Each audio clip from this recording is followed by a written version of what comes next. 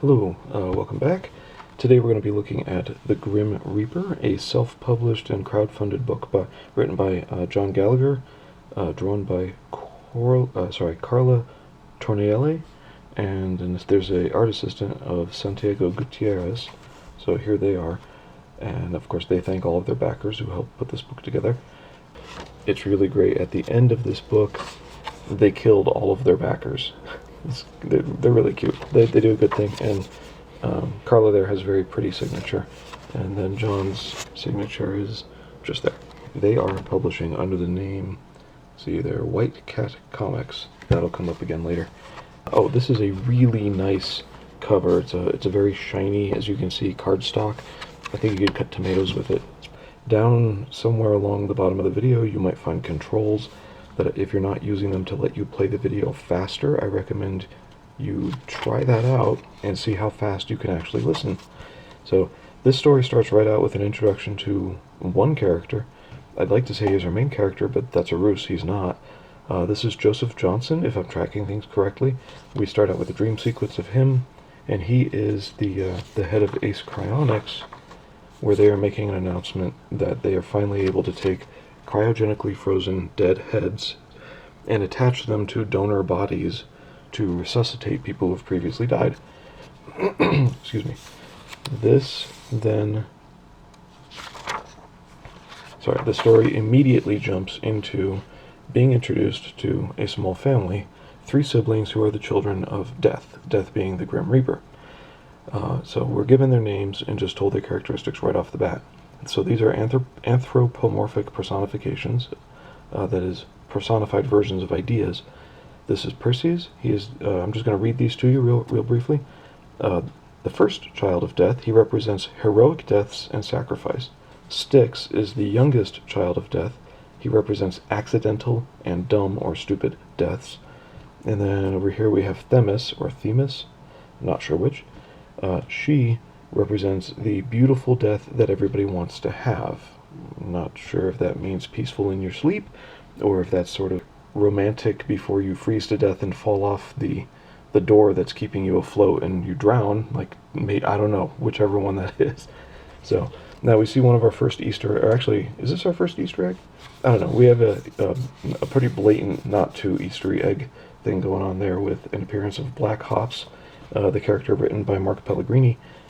He's a cute little bunny. He shows up later, and I gotta remember to point him out because it's just funny to me. So we're introduced to these. Oh, and let's see. Styx here makes an obscene joke, and this is true in a couple of books where I find that if you're trying to demonstrate that a character is just immature, it can already be demonstrated in other ways. What's interesting about being given these characteristics here is that at one point later in the story, I wondered if things were kind of mixed up. Was I reading it wrong? And was Perseus behaving rashly? And in fact, no. He's behaving heroically. I once had a teacher in high school who was a retired Air Force lieutenant colonel, or colonel, maybe lieutenant colonel, and he explained to us as kids the last thing a soldier wants to do is run into battle because they know what the real cost is. One of the things I found with Perseus was he's very cautious, but when it comes time to go, he goes. And so again, he represents the heroic deaths and sacrifice. After that, we're finally going to get introduced to our actual main character, the so-called Grim Reaper as we know him. He's back here. Another Easter egg here. White Cat Comics in the background. I had to look this up online. There's something there. It could be Grudge of Glory or Judge of Glory. I don't know what. You can find it online for yourself. And it's interesting how the Grim Reaper here is presented as being very compassionate.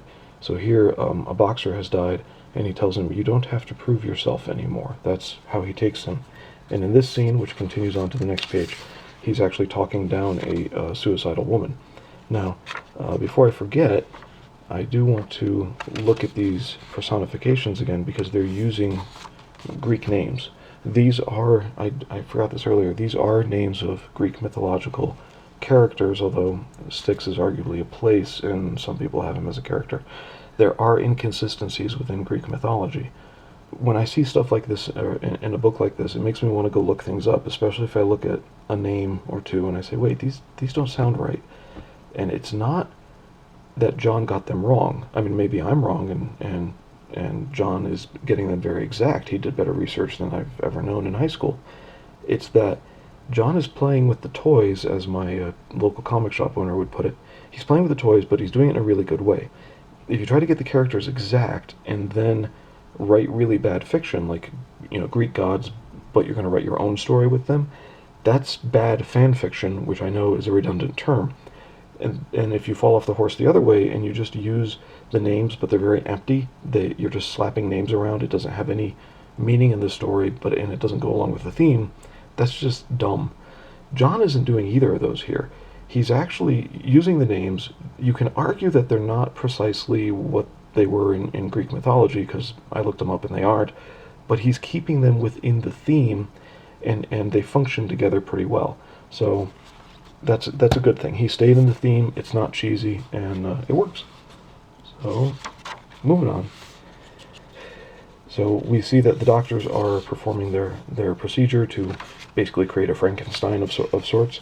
I'm not going to get into Mary Shelley's Frankenstein because I don't know the story that well in detail. So there may be references in here that I missed while reading it. But Death comes home from a day at work. His children inform him about what's been going on in the world, the waking world. Sorry, the living world. I say the waking world because I bet John is a fan of Neil Gaiman's Sandman, and if he's not, he should go check it out. Anyway, Death, to deal with what's going on in the waking world, decides he's going to go get some advice from Azrael, who is the previous Grim Reaper. We're taken to a flashback, France, 1918, and in this little vignette, we're shown that the current Grim Reaper is in fact handed the mantle of being the Grim Reaper. He was the Red Baron. And there's this whole dialogue is very interesting. I like the way John pulls together different ways people think and brings them together to approach each other. It's not necessarily all arguments, but it's there. And in trying to get advice from his predecessor, our current Grim Reaper is told a story. And this is now a flashback to Vlad the Impaler, and we have another almost philosophical discussion. I don't want to call it philosophical. You got to read it for yourself. And on that note, let's see, another Easter egg in here. As our current Grim is finished with his little conference here, for some reason zombies are coming after him. And the Easter egg is that t-shirt there. The zombie's wearing a t-shirt and it says on it, "Free hugs." John's got a great sense of humor. So or maybe that was put in by Carla. Who knows? It's good. Now, I'm going to give away very little of the rest of the story. I'd say you got to read some of it for yourself, of course. His children get up and do something about the zombie. The would-be Frankenstein, resuscitated, formerly headless man, and that is where they show their characters. And so we're getting now a couple of threads going. We've got our Grim Reaper who goes between the dead world and the waking world, and in doing so, there we go. This is a panel they showed. In doing so, he's kind of the archetype of a frontiersman, which go check out all the archetype videos on Professor Geek's channel. It's really good. However, with what's going on here and how they're going to deal with it, there are some mysteries that pop up, and he becomes more of a detective archetype by the end of the book. I'll often refer to the hero's journey just as if I notice it. It's so innate to our nature, whether you're male or female doesn't matter, that it just comes out of us. And so with John's writing here, I might be saying, oh, he's doing this or that here, but he might not even know he's doing it. And since many writers use the hero's journey as an aid, he might be doing it deliberately. I don't know. But we do see it in here. We get Death's normal world. We were shown that before when he's helping people die, such as here. And then we're also sort of shown his normal world in his home life and where he came from. And then there's a dilemma that comes up, but it's not quite the call to adventure yet. And he goes and seeks out, the wise wizard, the elder, for advice. And then as mayhem ensues, he must actually go out to fix everything. That's the detective there, the detective as an archetype. And so that's his call to adventure is sort of mixed in all over this. It's more forced upon him. And so that's our Grimm character. So that's in there. He's got a little bit to deal with in terms of man versus self motifs and man versus society motifs. If motifs might be the wrong word. And then in all of this, whatever happens next, our Dr. Johnson comes back up. So we've got the kid's story, the Grim Reaper story, Dr. Johnson's story, and so yeah, there are multiple threads there, and so maybe Dr. Johnson won't show up until like issue 4 or issue 3, I don't know. We're following several different stories at once that all interrelate, and I like that. I like the structure that John has given this in writing the book. So one of the things I want to show off for you guys before we go is right there, Mr. Black Hops shows up again for the scene where the kids are trying to take care of the issue with our resuscitated man. And he shows up again down here holding a hand grenade. I don't know how useful a hand grenade is going to be in this situation, but it's still kind of cute and funny. I'm looking forward to issue 2. It's available now, being backed for crowdfunding on Indiegogo, and with it you can get a copy of issue 1. And I don't know if it has the same shiny cover, but this cardstock shiny cover is awesome. Alright, thank you.